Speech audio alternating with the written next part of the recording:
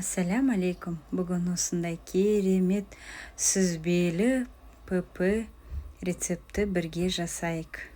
Құрамына кіретін барлық заттарды описание бөлімінде жазып кетемін. Каналыма тіркелуді ұмытпаңыз. Ең біріншіден жұмыртқаларды сындырып, бәрін бір ыдысқа салып, содан кейін тұзымызды қосып, сүзбені қосып, венчикпен, шанышқымен езіп алуға болады. Мен осындай погружной блендермен езіп біркелкі масса жасайтын боламыз.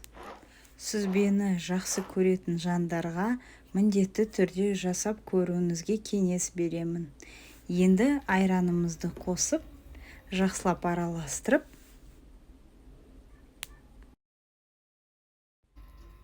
табаны сливочный масланы жағып, ал енді осындай үлкен лавашты осылай гармошка ретінде жинастырамыз.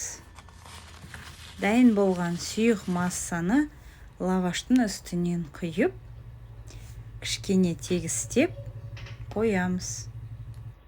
Сіз қант, ванилин қоссаңыз да болады, жидектерді қосуға да болады, өте дәмді болып шығады. Өз талғамыңыз бойынша жасасаңыз болады. Осылай үстінен басып, лавашты ішіне қарай кіргізетін боламыз, тегістеп, сәл кішкене.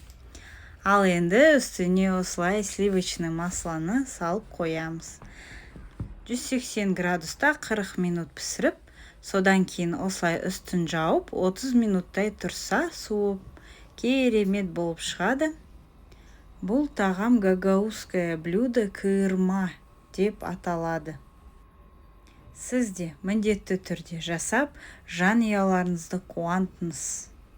Ерекше дәмі бар бұл тағамның сізге ұнайтынына сенімдімін. Өте жұмсақ, нәзік болып келетін тағамның бірі.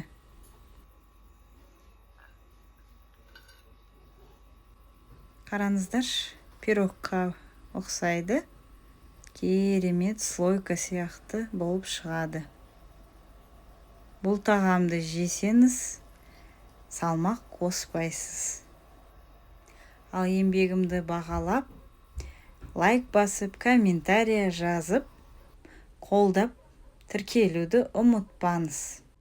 Қазақ каналын бірге дамытайық.